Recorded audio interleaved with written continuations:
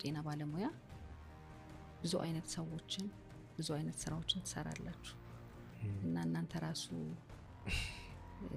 የአእምሮ ጤናችሁን መጠበቅ አለባችሁ ብዬ አስባለሁ። በእኛ ሀገር አልተለመደም እንጂ በውጭ ሀገር ባደጉት ሀገራት ሳይኮሎጂስት ጋር ይሄዳል፣ ሳይካትሪስት ጋር ይሄዳል።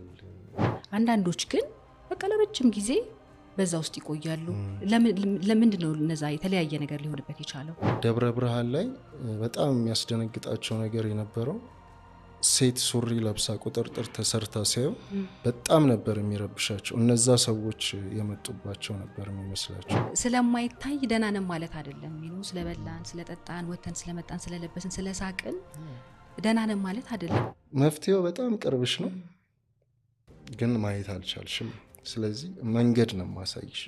ራሱ አንድ ሰው እንደውም አንድ ነገር ላይ ሳነብ 3 አይነት 4 አይነት የአእምሮ ጤና እክል አት ዘ ሴም ታይም ሊያጋጥመው እንደሚችል ተደራርቦ ማለት ነው። ቁርአን እየተቀራላት ስለሆነ አሁን ይሄ ያስፈልጋት መድኃኒቱ ምናምን ያሉኝ ሰዎች አሉ አሁን